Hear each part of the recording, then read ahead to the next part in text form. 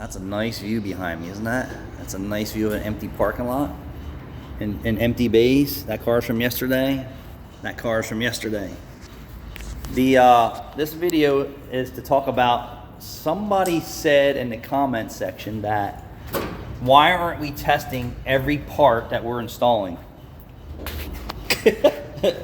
Nowhere in the labor time does it say, one, if the car is full of rust and 10 years old, add an extra half hour to an hour, right? Yep. Or if the car's 20 years old, throw the labor time book out the window, and as long as it takes is what it costs to do the job. So Jude, although we order everything by VIN number, and aftermarket still comes through wrong, that Jude's taking the alternator out of this old Taurus. By the time he gets it out, right, he's matching the part up. He's not testing the part because that's a whole nother process, procedure, and equipment that's not incorporated into the time to do the job. So Jude pulls it out and just does a stare and compare and says, this is wrong. Great, now we're going to be another 40 minutes to an hour, if not longer, tying up a job that pays 3 hours. So now the job's going to take 5 to 6 hours, and guess who's not paying for that? The customer. Nor will the parts people pay for that. I mean, at least there's other stuff to do. So yeah, so then Jude's moving on to the fuel pump part of this job, and he says, hey, the top of the fuel pump looks different. Yeah, sometimes that's like that, but that's already a red flag. So then now him and I are like, he opened the box and said, hey, there's a problem. Now, like, is there really a problem? Is it just some aftermarket crap design that they sold because they had a bunch of tops for the fuel pump that fit the same product line for many years in different vehicles, and they just slapped a new base on it because that top fits so many different gas tanks that the bottoms are different for so many different vehicles? And that's kind of think what it is. So it's like, he's like, gotta check that. That's not like so now we're checking it, right? We're spending more time wondering, is this piece even going to work? I mean, here's the brand new, right there, brand new fuel pump box, technically the same as the one we took out. Even the fuel level arm is different, but sometimes that doesn't mean anything. Now go and test the fuel level sender, test the fuel pump, and hope that it's pinned right. So we did a quick stare on the fuel delivery side and said, stare and compare, like, all right, the power and grounds are in the same pin location, but nobody is paying us for that. And that's where we can't test everything. It's impossible. It doesn't pay. Now, if you're a guy working in your garage at a snail's pace and you don't care when it gets done, and you're that type of guy that wants to test everything, and if you can't test it, that you wait for someone to loan you a tool or you order the tool, what are you doing? You're wasting your time. In our industry, it's okay, get it done, and if we have problems, we're going to have to just deal with it aftermath, because that's just the way that it goes. We also pride ourselves on a quick turnaround time for stuff. Yeah, we like a fast turnaround time. Day or two, maybe 3 at like the absolute worst. When you have a small shop, that's only if we're waiting on parts. yeah, turning bays is priority, not testing everything you're doing. Like, of course, we test alternators and batteries after we're done. We visually test, coolant leaks and things like that, and we're testing systems as soon as we're done with the car. But testing those systems only goes so far. Parts let us down, vehicles let us down all the time. Customers let us down all the time. There's only one job I can think of we had for 3 days recently, and that was the power steering job all that F-150. The first pump was bad. The first pump was bad. We put the second one in. Right, We cleaned it yeah. up as Brand new, best as possible. how are you going to test a brand new power steering pump? You put it in. You put it in, you put fluid This is in, my point, like, here you go. how are you going to test a new water pump? You put it in. Right, but somebody said, why aren't you testing more of your stuff? Because it's not practical. And we're not going to get that shit to 6,000 RPM. Yeah, so it just doesn't make sense in our business.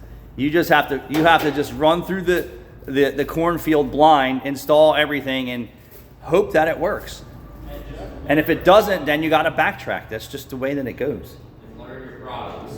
And say, wow, did I misdiagnose that? But I know that I'm right because I did it right. I know this product. I've done it 80,000 times. And then you go back and test the product, and you're like, it don't work. Or you tested it before you installed it, and then 2 days later the customer's back with it not working, and that's an OEM part. And that's a real thing that happens. Yeah, it's real story here. No bullshit. but yet we It's cannot. unfortunate, but it happens. You know, the customer, we hear that too. It's like, well, didn't you test it? Yeah, we put your starter in, the car started. And, well, you know, and then it's unfortunate that your dealer starter failed 2 days later. Or yeah, when we tested it, we hit the key and it started. When you brought your car in, we hit the key, it didn't start. That's all testing. Carl's mom's car. We did an OEM, an AC Delco, okay, which is an affiliated and aftermarket brand from GM. Yeah. So it's their GM parts. How long did that take to fail? High failure rate item. And then we put another one in. Yep. Like, We just can't test everything. And that's why we don't use Amazon or eBay products. Like eBay, dealership supplied their own valve cover. I bet you the coils are probably wrong too, Caleb. But the valve cover is wrong. The valve cover is off. It's eating the labor time now. Me. you're still So I told Rachel their options are: one, you slam a valve cover gasket back on that piece of crap and keep moving on with the job, because there's unresolved issues that we're not even onto yet. And if it's a problem in the past, you're gonna pay again, not me.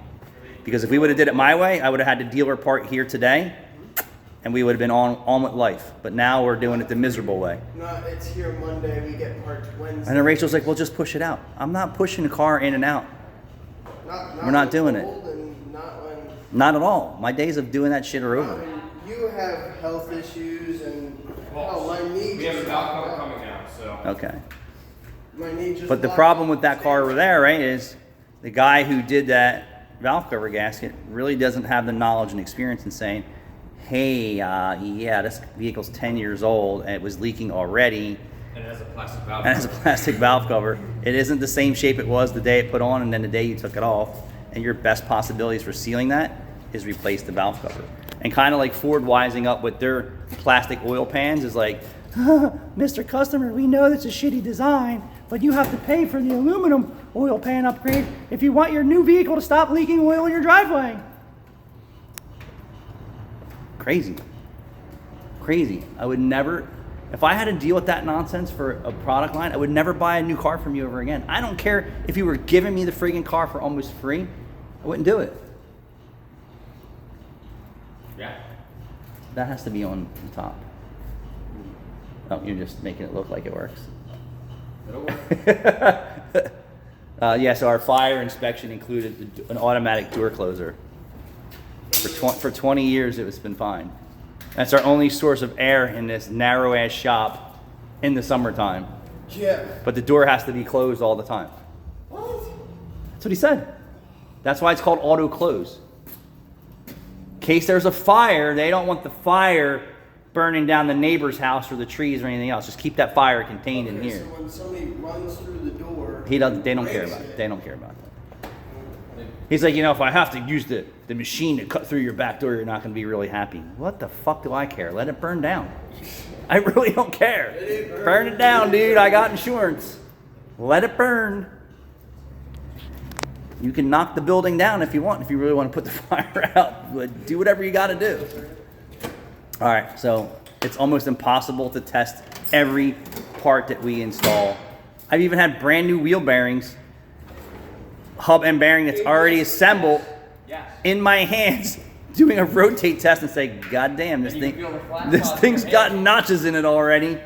Before you even install it. Before I even install it, brand new. Before you install it, and there's an issue with the magnetic code reader on the back. So Yeah. then you got to redo it again for the ABS issue.